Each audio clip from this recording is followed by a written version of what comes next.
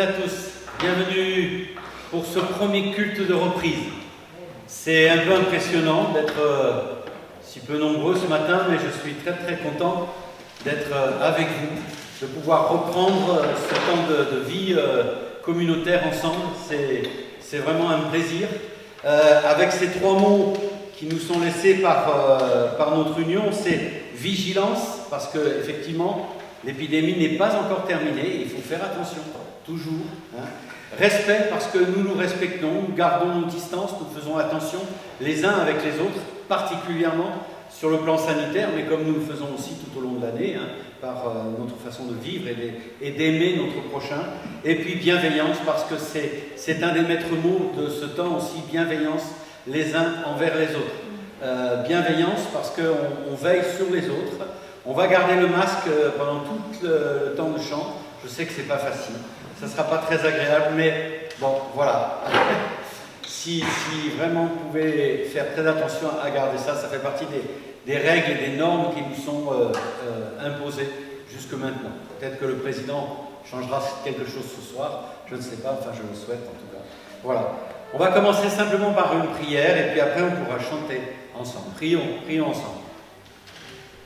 Seigneur notre Dieu, quelle joie, quel bonheur de nous réunir ce matin dans ce temple. Quelle grâce tu nous fais de pouvoir nous retrouver pour chanter tes louanges, pour prier ensemble, pour vivre ce temps communautaire dans ta présence, Seigneur. Parce que tu as dit, lorsque 2 ou 3 sont assemblés en mon nom, eh bien je suis au milieu d'eux. Nous savons ta présence, Seigneur, et nous y goûtons avec grande joie. Garde-nous pendant ce culte et entends nos prières, entends nos chants, comme un parfum de bonne odeur pour toi, Seigneur, notre Dieu Tout-Puissant. Amen. Nous allons chanter ensemble, première expérience. Je loue ton nom éternel. Seigneur, je célèbre ta bonté. Si vous voulez vous lever, allez, on reprend les habitudes.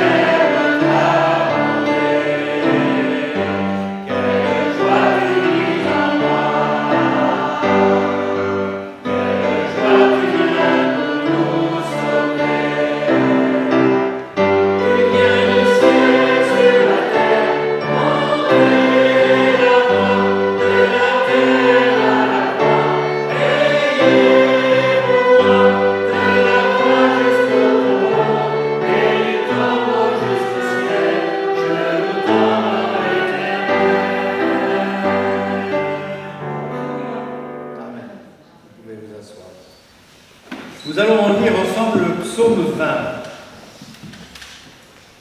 C'est une prière pour le roi, du chef de chœur, psaume de David. Que le Seigneur te réponde au jour de la détresse, que le nom de Dieu de Jacob te protège, que du sanctuaire il t'envoie du secours, que de Sion il te soutienne, qu'il se souvienne de toutes tes offrandes, qu'il agrée tes holocaustes, qu'il te donne ce que ton cœur désire et qu'il accomplisse tous tes projets. Nous pousserons des cris de joie à cause de ton salut. Nous lèverons l'étendard au nom de notre Dieu. Le Seigneur accomplira tout ce que tu demandes. Je sais que maintenant que le Seigneur sauve l'homme qui a reçu son onction, et il lui répondra dans son sanctuaire céleste par le secours puissant de sa main droite. Les uns, c'est leurs chars, les autres, leurs chevaux. Nous, c'est le nom du Seigneur, notre Dieu, que nous évoquons. Eux, ils plient et ils tombent. Nous sommes debout et nous tenons. Seigneur, sauve le roi, qu'il nous réponde le jour où nous l'invoquons. Amen. Je vais vous laisser un temps de prière, si vous voulez prier à voix forte, de façon à ce qu'on puisse entendre vos voix. Vous voyez, on est enregistré ce matin, donc il faut en profiter. Alors voilà, si vous voulez prier pour louer le Seigneur, pour faire monter vos prières de louange vers le Seigneur après ce temps de confinement. Voilà, prions ensemble si vous voulez. Seigneur, c'est un privilège d'être dans ta maison ce matin, Seigneur. Seigneur, c'est vrai, tu nous dis, je suis dans la joie quand je suis dans la maison de l'Éternel. Nous voulons te dire un grand merci, Seigneur, pour tous ces temps où nous étions hors de l'Église, Seigneur, mais nous étions avec toi. Merci, Seigneur, pour ta présence, Seigneur. Merci, Seigneur, pour tout ce que nous avons pu accomplir avec toi pendant ces temps de confinement, Seigneur. Et je veux te louer, Seigneur, te bénir, Seigneur, parce que nous sommes dans ta maison ce matin. Manifeste-toi, bénis-nous, Seigneur, au nom de Jésus-Christ. Amen. Amen. Gloire à toi, Seigneur, gloire à toi, Jésus. Seigneur, nous voulons te louer, Seigneur. Nous voulons te glorifier, Seigneur, parce que nous sommes, Seigneur, ton peuple, nous sommes tes enfants. Nous sommes, Seigneur, dans ta maison, Seigneur. Et nous formons, Seigneur, une famille devant toi. Alors je veux te dire merci, Seigneur, pour ce jour, cette journée, Seigneur, ces moments, Seigneur, ton serviteur, ta parole, tes chants, Seigneur. Merci, Jésus, de pouvoir nous trouver ensemble, de pouvoir te prier, te chanter, Seigneur. Seigneur, je veux te louer, Seigneur. Merci, Père. Merci, Saint-Esprit. Alléluia, Christ. Amen, Seigneur, Padre. Gloire à toi, Seigneur. Amen, Jésus. Amen, Seigneur. Le Dieu de Moïse, le Dieu d'Abraham, le Dieu de Jésus. Amen, Seigneur. Tu es Dieu, Seigneur. Nous te louons, nous t'élevons au-dessus de nous ce matin, Seigneur. Nous te remercions de nous avoir réunis ce matin ici. Seigneur, tu es vraiment le Dieu de toutes circonstances, Seigneur. Tu as permis que nous puissions revenir ensemble, nous retrouver. Mais Seigneur, nous savons que tu permettras encore plus large que ça, jusqu'au complet de tout ce temps, de ce peuple dans cette église, Seigneur. Tu vas ouvrir ton église et tu vas veiller à ce que vraiment les choses se passent comme toi tu le veux. Nous te remercions pour ta main sur nous ce matin. Nous te remercions pour ta main sur chaque personne durant tout ce moment difficile que les uns et les autres ont passé, Seigneur. Tu as été là. Dans le moment de joie, tu as été là. Dans la maladie, tu as été là. Dans la solitude, tu as été là. Alors, Seigneur, que te dire de plus? Nous ne pouvons que te dire merci. Merci, Seigneur, parce que tu es Dieu. Et tu le resteras, Seigneur, Dieu. Sois béni, Seigneur. Amen. Amen.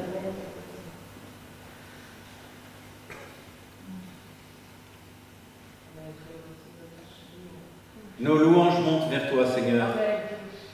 Avec cette certitude, c'est que tu nous entends et tu reconnais que nous sommes à toi, que nous voulons t'adorer, Seigneur, te louer, chanter de tout notre cœur.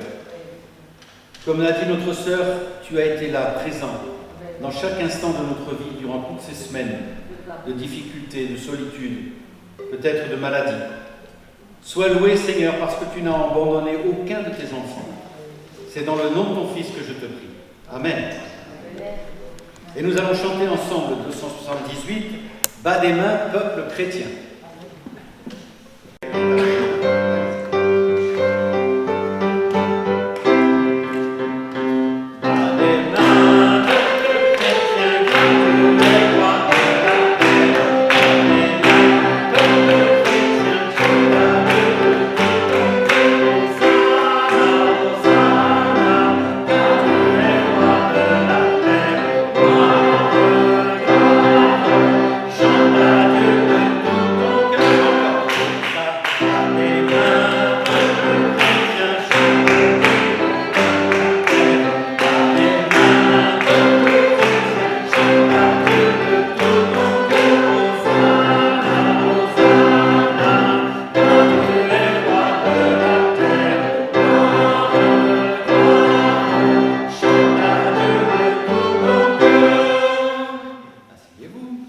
Nous allons lire dans 1 Jean au chapitre 4, les versets 7 à 14.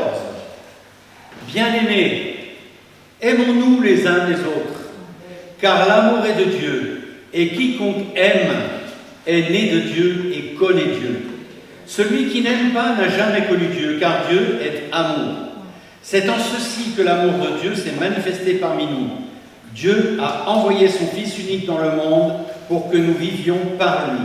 Et cet amour, ce n'est pas que nous ayons aimé Dieu, mais que lui nous a aimés et qu'il a envoyé son Fils comme l'expiation pour nos péchés. Amen. Chantons ensemble, libres de nos chaînes, pour bien sentir le fait que lorsque nous avons donné notre cœur au Seigneur, lorsque nous avons donné notre vie à Dieu, eh bien voilà, les chaînes du péché sont tombées. Nous sommes libres, véritablement libres.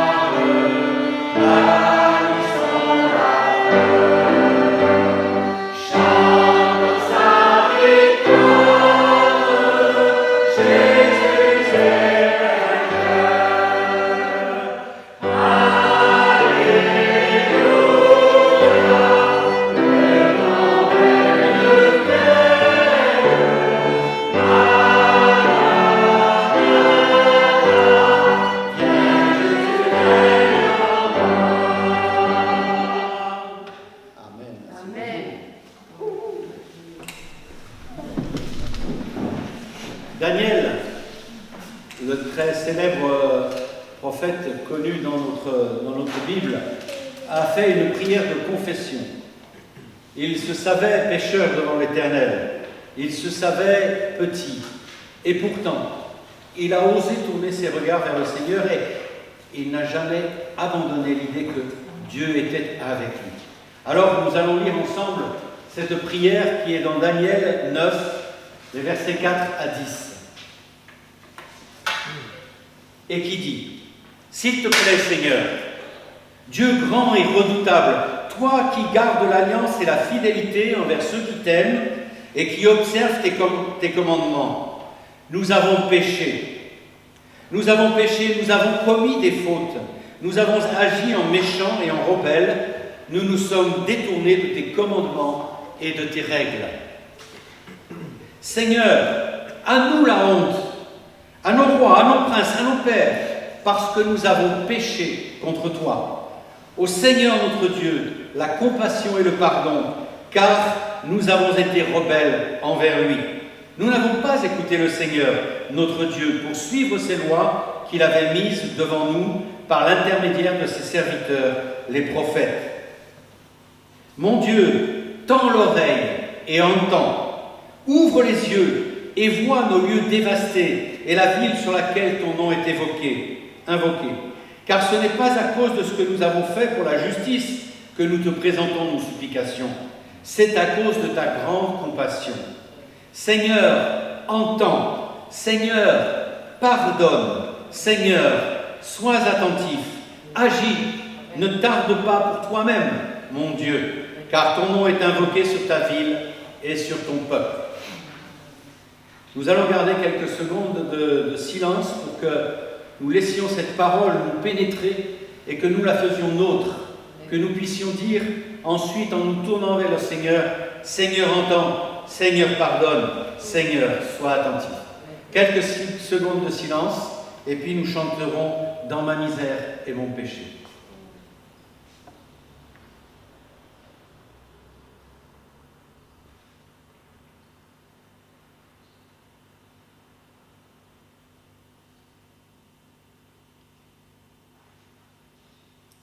Seigneur entends, Seigneur pardonne, Seigneur sois attentif, agis, ne tarde pas pour toi-même, mon Dieu, car ton nom est invoqué sur ta ville et sur ton peuple.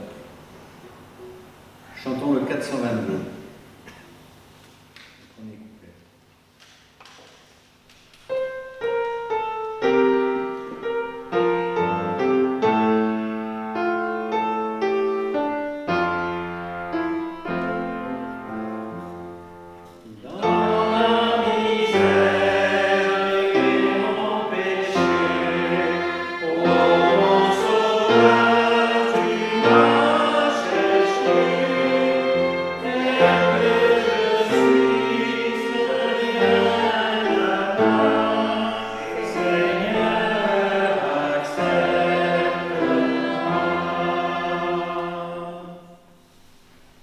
Dans 1 Corinthiens au chapitre 15, les versets 1 à 4, il est écrit « Je vous confirme, mes frères, et mes sœurs, bien sûr, je vous confirme, mes frères et sœurs, la bonne nouvelle que je vous ai annoncée, celle que vous avez reçue, dans laquelle vous vous tenez, et par laquelle aussi vous êtes sur la voie du salut, si vous la retenez dans les termes où je vous l'ai annoncé. Autrement, c'est pour rien que vous seriez venus à la foi. Je vous ai transmis avant tout ce que j'avais moi-même reçu. Le Christ est mort pour nos péchés, selon les Écritures. Il a été enseveli. Il s'est réveillé le 3e jour, selon les Écritures. Il est apparu à Céphas, puis aux 12. Ensuite, il est apparu à plus de 500 frères à la fois. La plupart d'entre eux sont demeurés en vie. Quelques-uns sont endormis dans la mort. Ensuite, il est apparu à Jacques, puis à tous les apôtres. Après eux tous, il m'est apparu à moi aussi comme un avorton. C'est le témoignage que nous avons que Jésus aujourd'hui est vivant et qu'il a payé de sa vie pour nos péchés sur la croix. Chantons ensemble ton amour, ta puissance, ta présence dans nos vies. Le 238.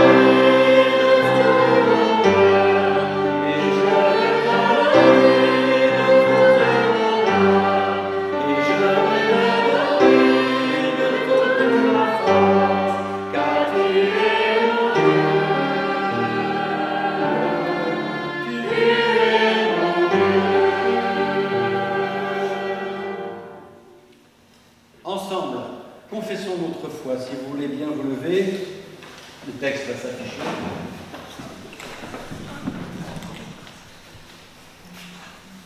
Frères et sœurs, chrétiens, chrétiennes, que croyez-vous? Je crois en Dieu, le Père Tout-Puissant, Créateur du ciel et de la terre, et en Jésus-Christ, son Fils unique, notre Seigneur, qui a été conçu du Saint-Esprit, est né de la Vierge Marie, a souffert sous Ponce Pilate, a été crucifié, est mort et a été enseveli, est descendu aux enfers. Le troisième jour est ressuscité des morts, est monté aux cieux, est assis à la droite de Dieu, le Père Tout-Puissant, d'où il viendra juger les vivants et les morts. Je crois en l'Esprit Saint, à la Sainte Église universelle, à la communion des saints, à la rémission des péchés, à la résurrection de la chair et à la vie éternelle. Amen. Amen. Chantons ensemble, tu es venu jusqu'à nous.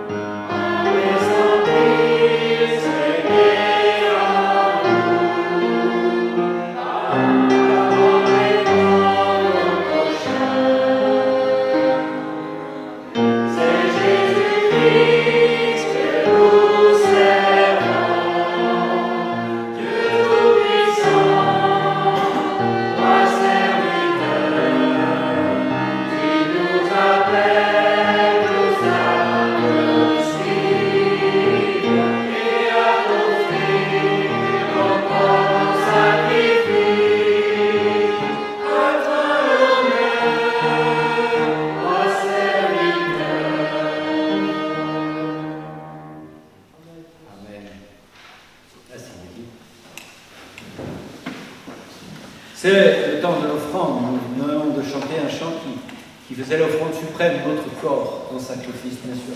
Ce temps de l'offrande, nous n'allons pas passer la corbeille. Vous avez vu à l'entrée, il y avait une petite corbeille dans laquelle vous avez pu déposer vos dons, vos offrandes. Il y a aussi le panier d'amour fraternel qui était à l'entrée là, pour lequel vous avez pu aussi déposer pour soutenir ceux et celles qui sont démunis dans notre communauté et qui ont vraiment besoin de notre aide. En ce temps difficile et économique, eh bien voilà, c'est une façon d'aimer notre prochain que de l'accompagner dans ses difficultés.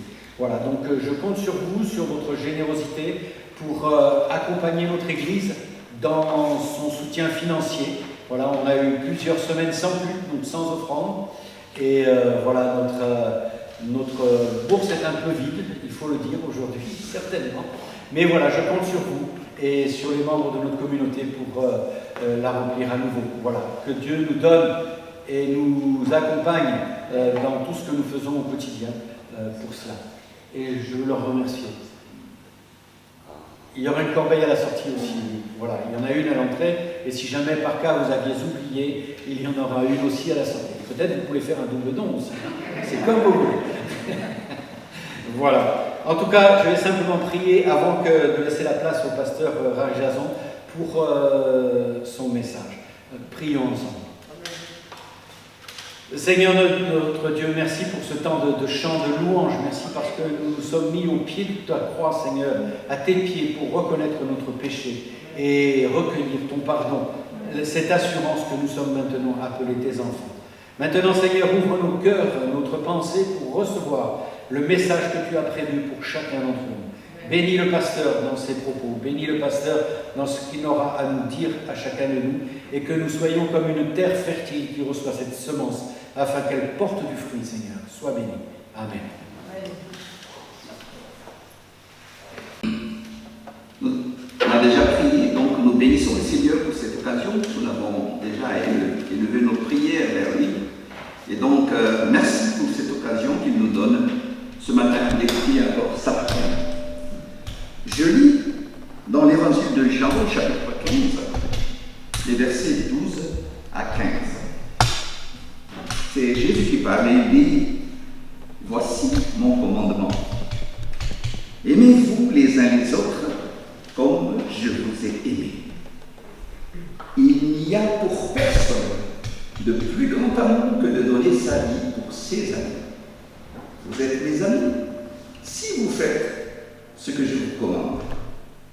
Je ne vous appelle plus serviteur parce que le serviteur ne sait pas ce que fait son maître.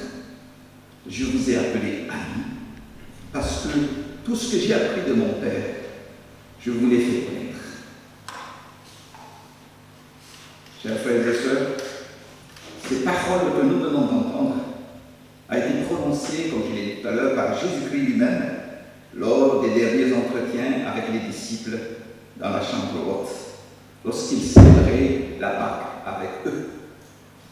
On peut donc dire par extension que Jésus les adresse aussi à nous aujourd'hui. C'est-à-dire, il faut que nous nous sentions concernés quand Dieu parle dans la Bible, parce que s'il s'adresse à nous qui croyons en lui.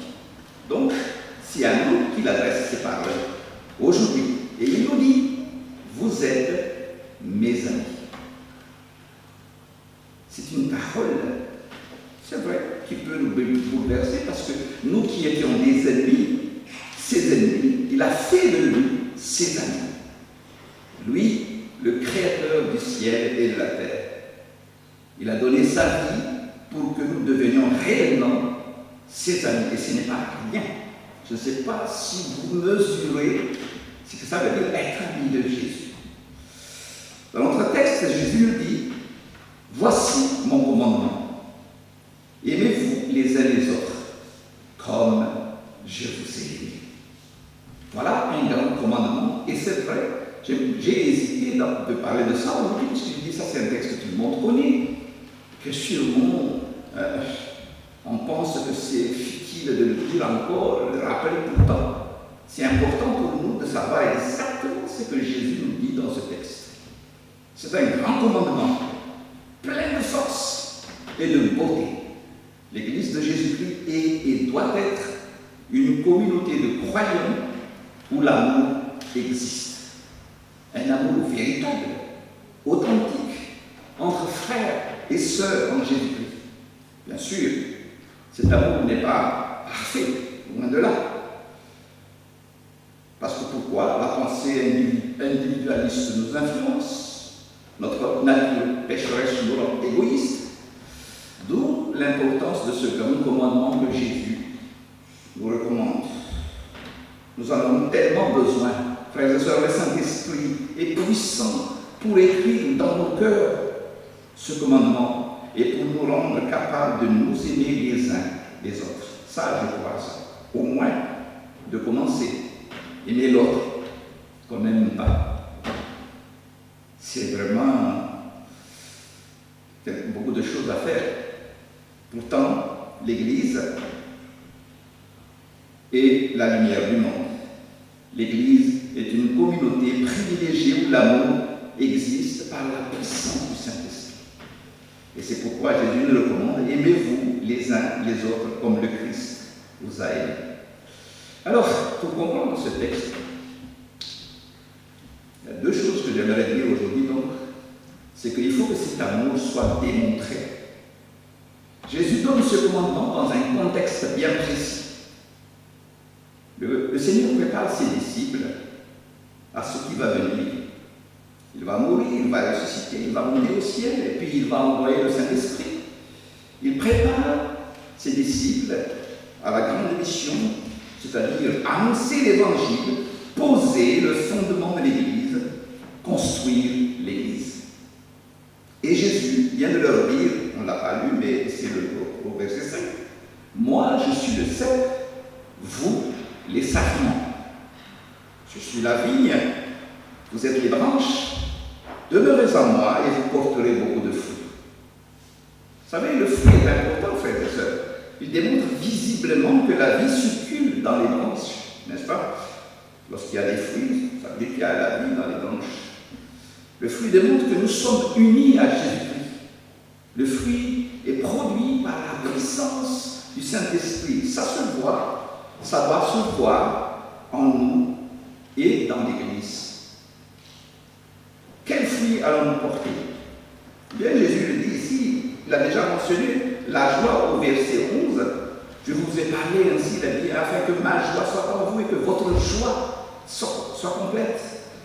Lorsque l'Esprit vient dans notre cœur, d'ailleurs c'est écrit quelque part sur le fruit de l'Esprit, c'est l'amour, la joie, la paix.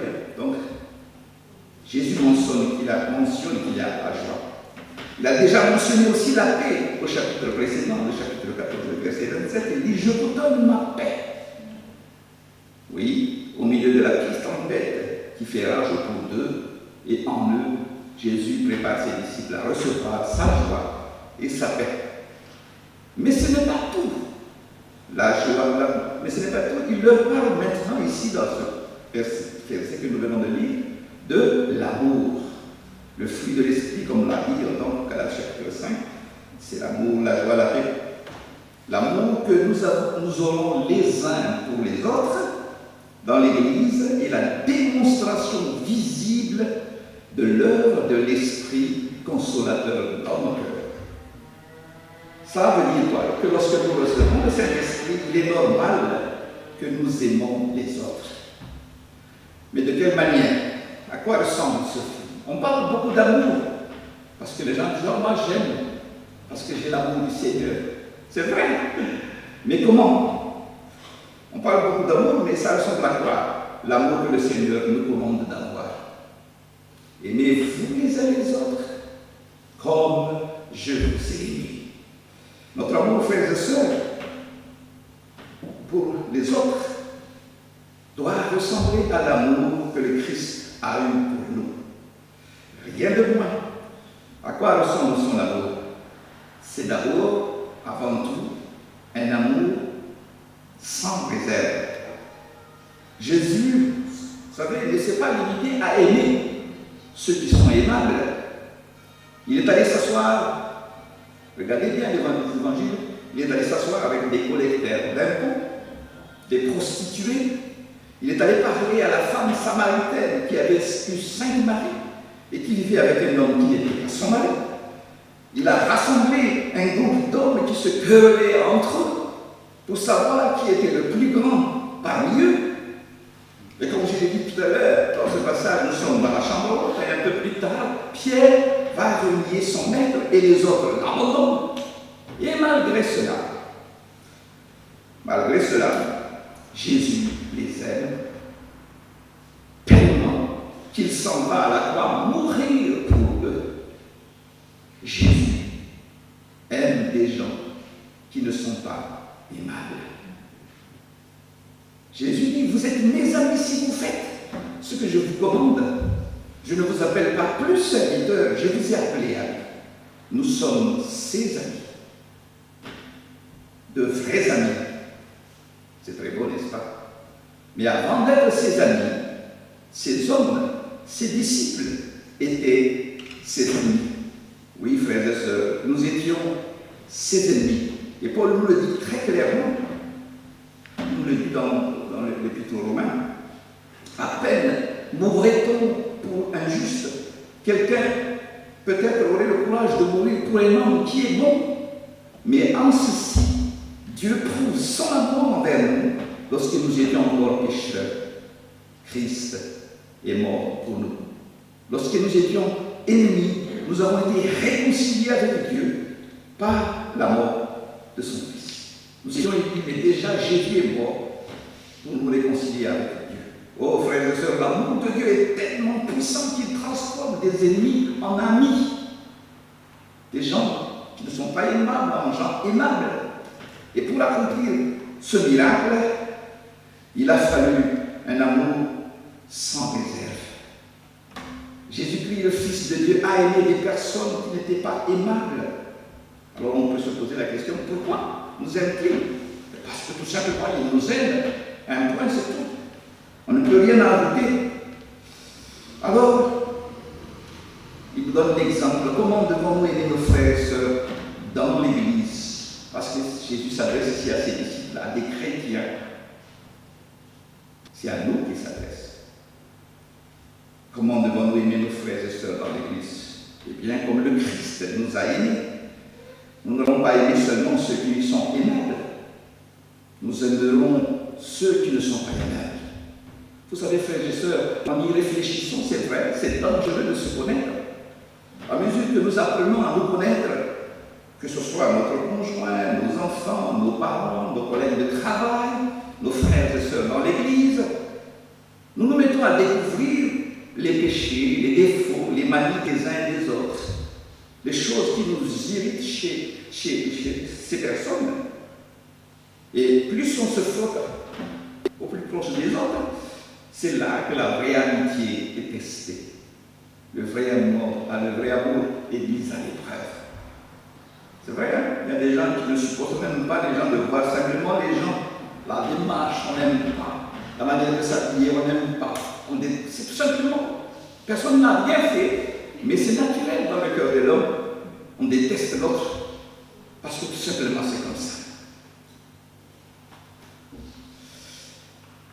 Vous savez, il n'est pas difficile de trouver des personnes qui ne sont pas aimables. Regardez autour de vous, vous allez voir. Vous pouvez commencer par moi, bien sûr. Que faire avec des frères et des sœurs dans l'Église qui sont parfois moins aimables? Parce que c'est vrai, dans l'Église aussi, il existe des frères et sœurs moins aimables. Devons-nous essayer de les éviter? Ne pas leur parler. Frères et sœurs, si Dieu nous a mis ensemble dans son Église, c'est pour nous donner la magnifique occasion de démontrer un amour sans réserve. Aimez-vous les uns les autres comme je vous ai aimé. Alors si notre manière d'aimer prouve au monde comment Dieu nous a aimés, ça va être une piètre démonstration de l'amour de Dieu. Avons-nous cet amour sans réserve pour nos frères et sœurs de cette Église?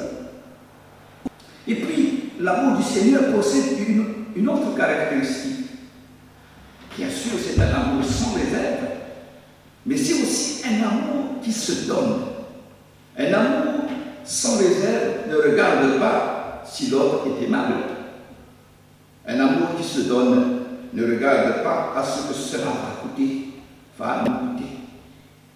Jésus le dit d'ailleurs, il n'y a pour personne de plus grand amour que de donner sa vie pour ses amis. Vous savez, moi quand je lis ce texte, pour moi c'est une parole. Si je suis l'ami de Jésus, lui-même il l'a dit, il n'y a pas de plus grand amour que de donner sa vie pour ses brebis. Et c'est sûr que quand Jésus avait dit ça, ça brûlait dans son cœur. Parce que lui qui est le bon berger est sur le point de donner sa vie pour ses brebis.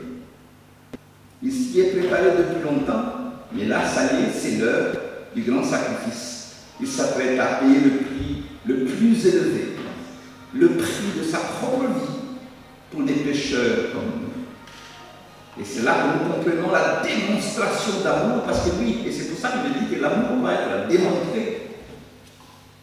C'est là que nous comprenons la démonstration d'amour du Seigneur. Il n'y a pas de plus grand amour. Le Seigneur Jésus sait parfaitement que c'est lui qui fera la démonstration du plus grand amour qui soit. C'est-à-dire un amour sacrificiel qui se donne sans compter.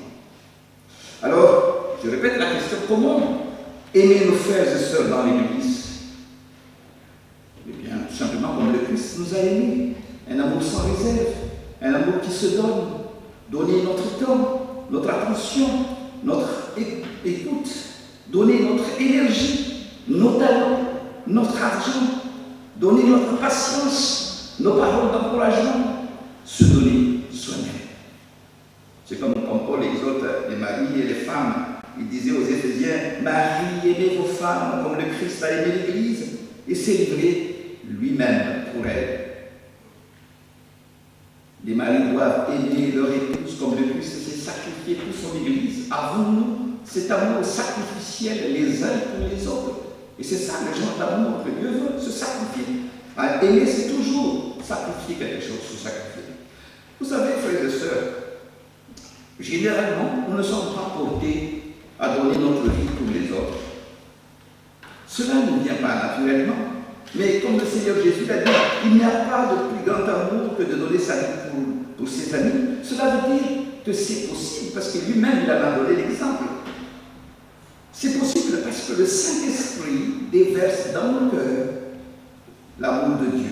Et petit à petit, le Saint-Esprit met dans nos cœurs ce même amour pour les autres. Et avec cet amour, il nous donne aussi la joie et la paix. C'est vraiment, alors à ce moment-là, c'est vraiment une joie d'obéir au Seigneur. C'est une joie de présenter ce témoignage au monde. À ceux-ci tous reconnaîtront que vous êtes mes disciples si vous avez de l'amour les uns pour les autres.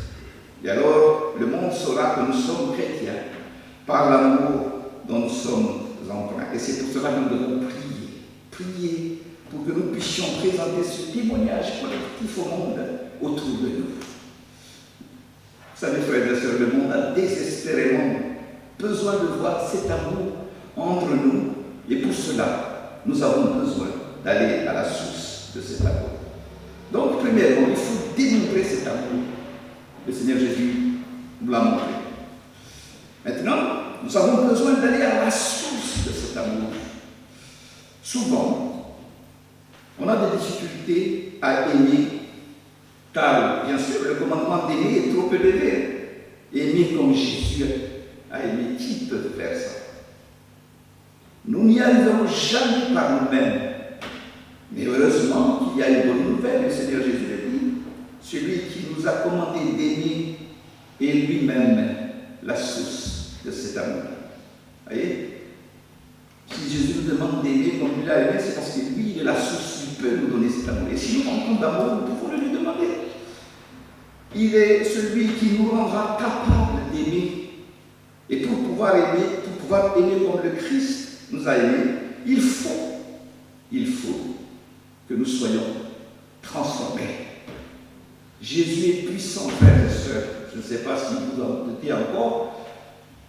Il est puissant par son esprit et sa parole pour transformer des ennemis de Dieu en amis de Dieu. Le Seigneur a dit, vous êtes mes amis si vous faites ce que je vous commande, souvent ce que Jésus dit là est mal interprété, parce qu'on a l'impression que cela dépend de nous, que si je fais ce que Jésus commande, je deviens son ami. Non, ce n'est pas ça le sens de ce texte. Parce que Jésus vient juste de dire que pour porter du fruit, il faut être attaché à la vie. Il dit, sur le verset 5 qu'on n'a pas lu, « Moi je suis le cep, vous les sarments. Celui qui demeure en moi, comme moi en lui, porte beaucoup de fruits. Car sans moi, vous ne pouvez rien faire. Il est impossible d'aimer, frères et sœurs, comme Jésus-Christ nous a aimés, si nous ne sommes pas d'abord unis à lui par la foi et transformés par lui. Jésus a dit, sans moi, vous ne pouvez rien faire. Il faut d'abord que les branches soient solidement rattachées à la vigne pour recevoir la sève et porter du fruit. Sans le Seigneur Jésus, nous ne pouvons pas aimer comme lui. Donc, ça ne veut pas dire qu'on n'aime pas, mais l'amour véritable que le Seigneur veut, comme lui, il nous a aimés, c'est bien de là, sans lui. Vous êtes mes amis si vous faites ce que je vous commande. En d'autres mots, si vous portez du bon fruit, c'est la preuve que vous êtes rattachés à la vigne.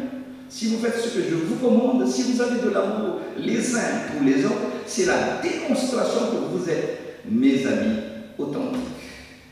Donc, ce n'est pas notre obéissance qui fait de nous des amis de Jésus. C'est Jésus qui fait de nous ses amis. Ça, il faut bien comprendre ça.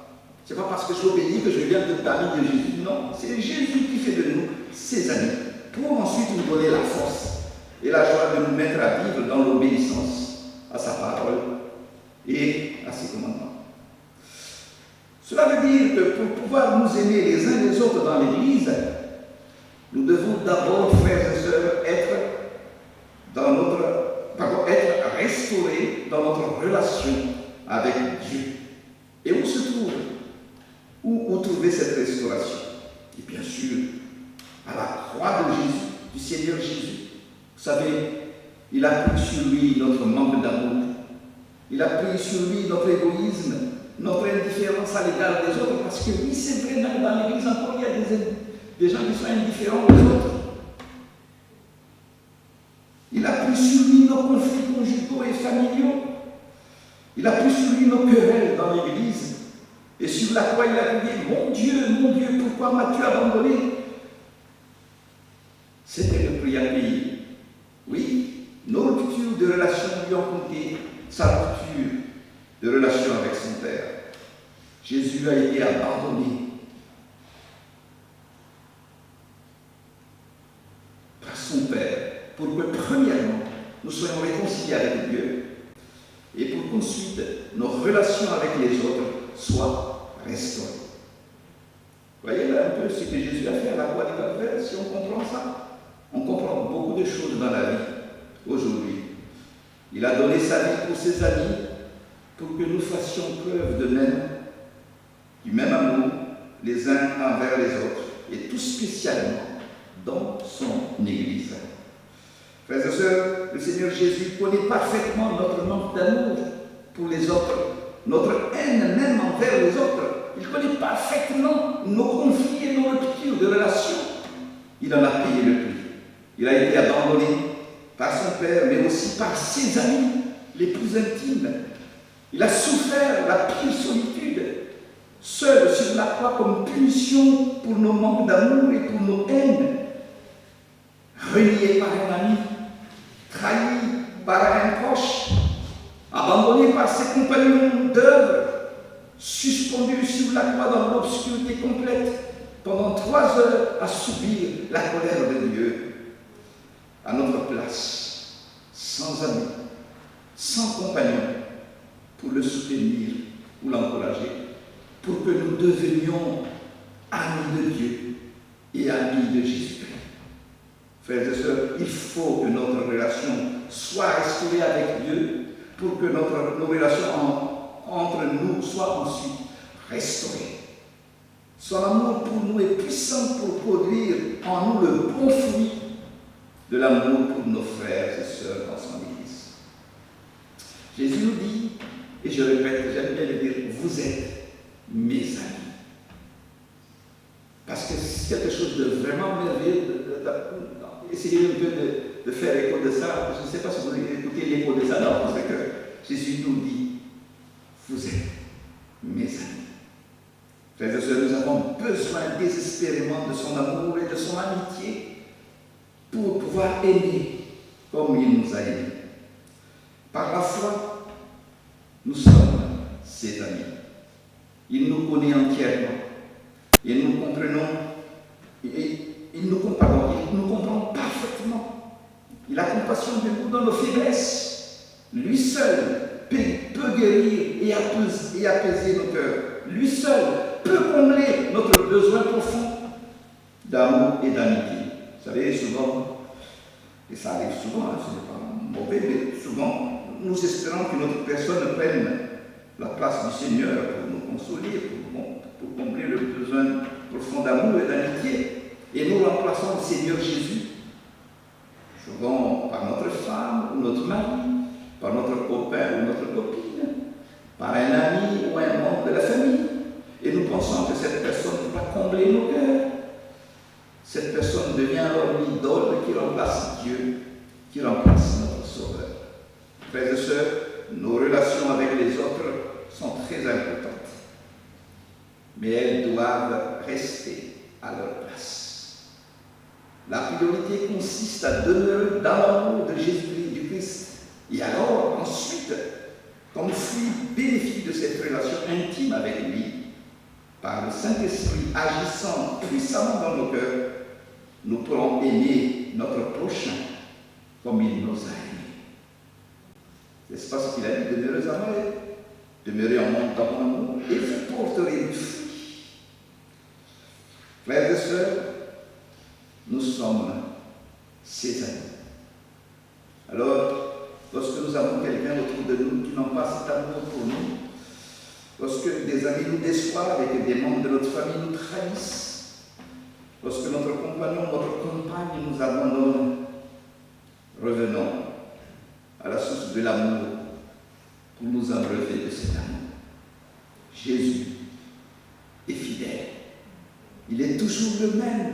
Nous sommes encore ses amis, même si on a failli. Mais nous sommes ses amis lorsque nous revenons à lui.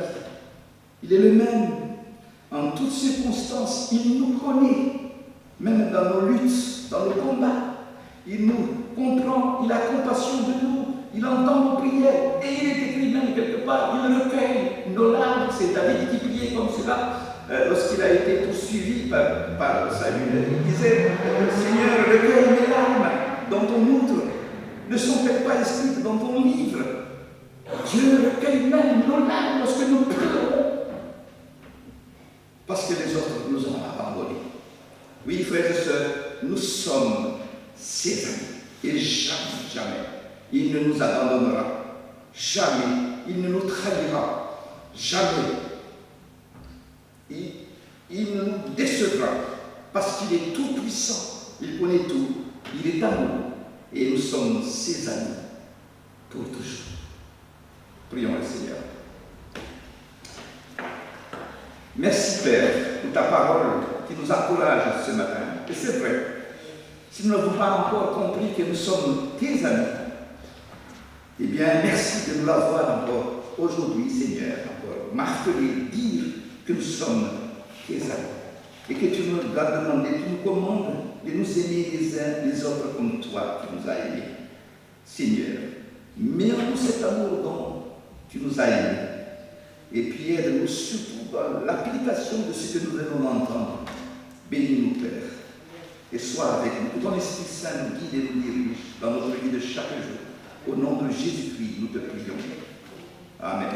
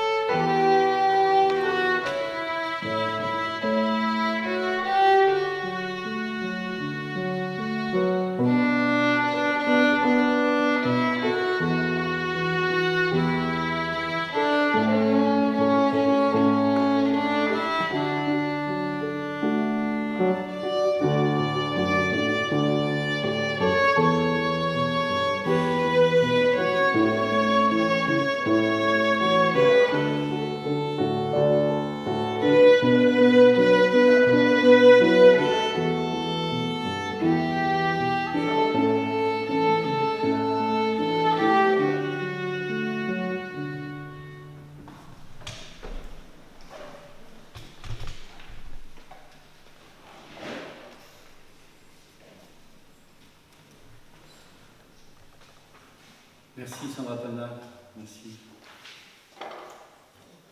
Nous allons prier ensemble pour nos frères et sœurs, pour nos autorités, pour ceux qui nous gouvernent.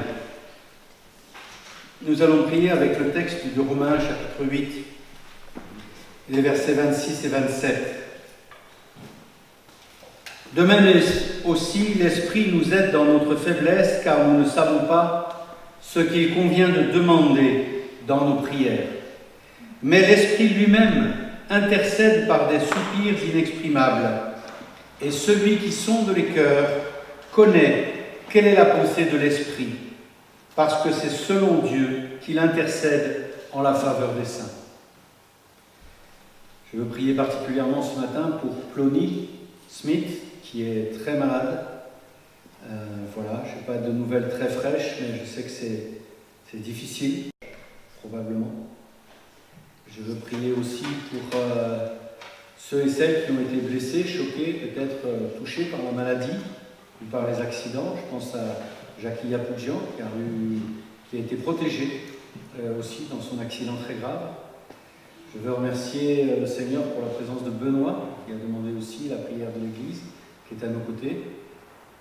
Voilà, peut-être avez-vous d'autres sujets particuliers à prier ce matin? Oui, prier pour André Lagarde.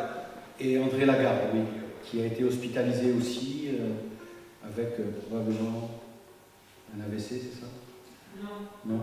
C'était cardiaque. C'était cardiaque. D'accord. Je n'ai pas toutes les infos, je suis désolé. Voilà, on peut prier pour les uns et pour les autres. Hein, voilà. Et puis, si vous avez d'autres sujets peut-être à partager. Non, on va prier, simplement. Seigneur notre Dieu, oui, tu intercèdes, Jésus, pour nous. Tu nous écoutes, tu nous entends, tu accompagnes notre prière qui monte vers Dieu. Et ce matin, cette prière, elle est tournée vers ceux et celles qui nous sont chers, pour nos frères et sœurs qui sont dans la difficulté. Seigneur, je veux t'apporter au nom de notre communauté, notre sœur Plony, dans sa grave maladie. Que tu lui donnes cette paix, cet amour dont elle a tant besoin au milieu de ses souffrances. Accompagne aussi son époux, Willem, et ses enfants, afin qu'ils aient, eux aussi, cette paix en eux pour accompagner ce chemin de douleur. Seigneur, je te remercie parce que tu as protégé les uns et les autres, tu as protégé particulièrement Jackie Yapoujian, tu as protégé aussi Benoît Topin, tu accompagnes, Seigneur, André Lagarde dans son problème cardiaque.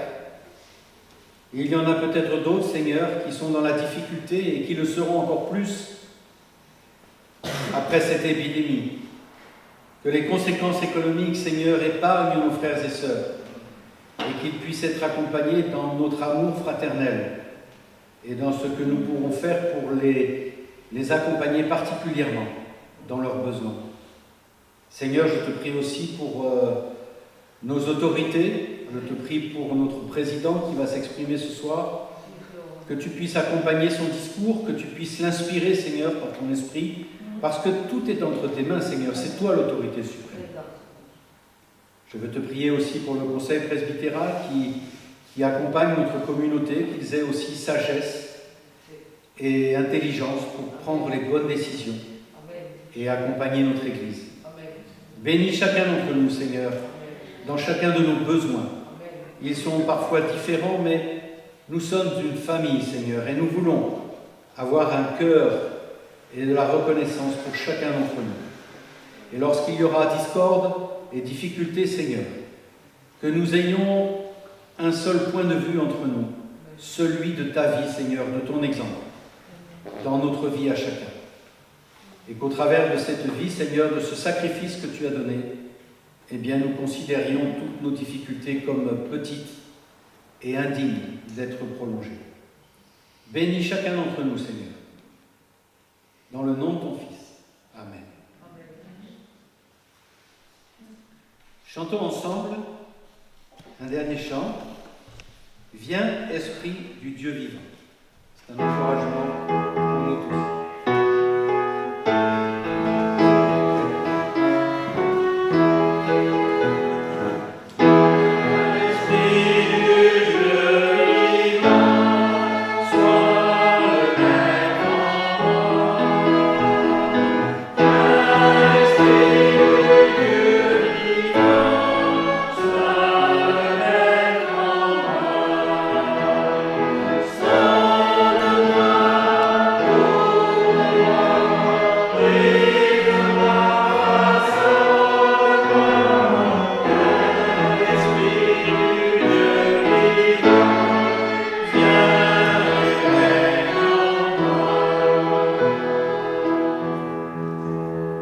Restons debout pour la bénédiction.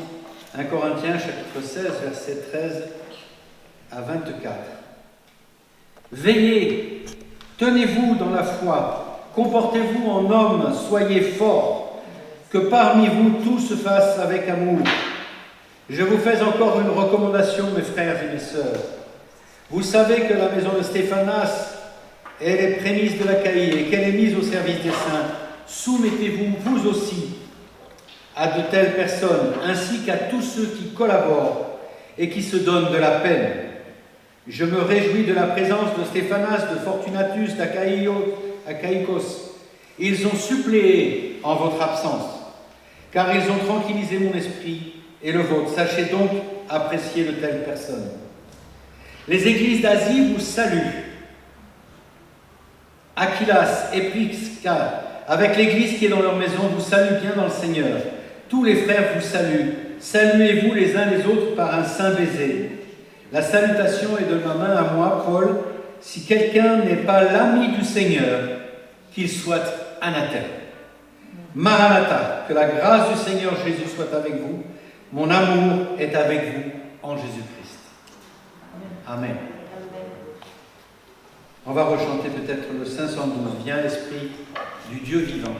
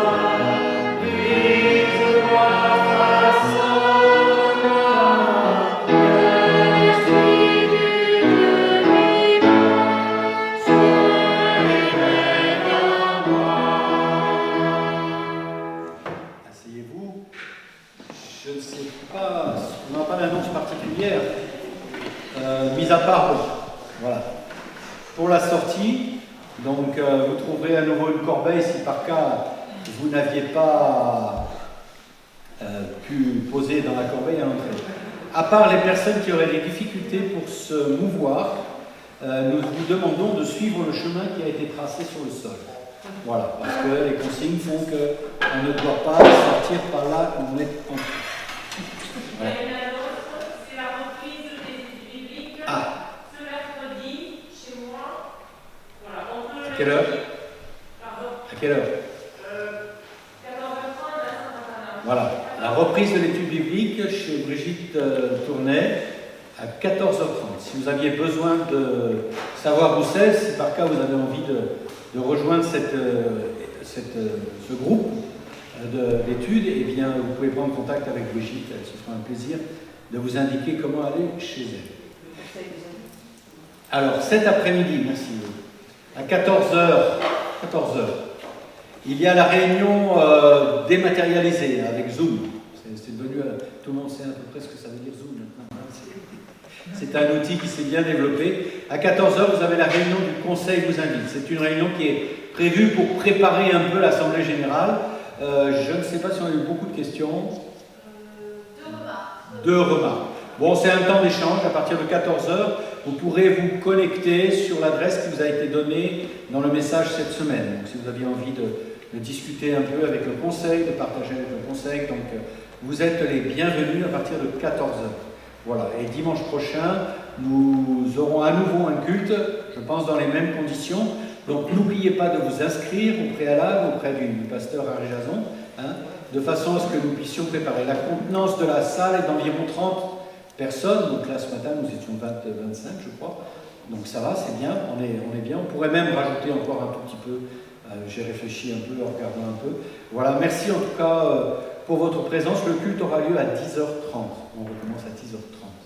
Voilà, merci à ceux et celles qui ont participé, nos musiciens qui ont repris le clavier, le violon. Merci à Quintana qui a repris l'ordinateur et la vidéo. Merci à Myriam pour avoir filmé ce culte qui sera mis à disposition dans la journée, très rapidement, je pense, autant que possible. Juste pour l'Assemblée Générale, qui aura lieu le 28 juin, donc pas le mois prochain, le jour d'après, on vous enverra les consignes. Donc ce sera à 14h ici au temple. Et si vous ne venez pas, n'oubliez pas de donner les pouvoirs. Voilà, si vous n'êtes pas présent, si vous ne pouvez pas, donc n'hésitez pas de donner les pouvoirs. Merci. Merci beaucoup. Soyez bénis, bonne semaine. Donc on va sortir, on ne peut pas rester à discuter là longtemps, donc sortez un par un et vous suivez le pasteur.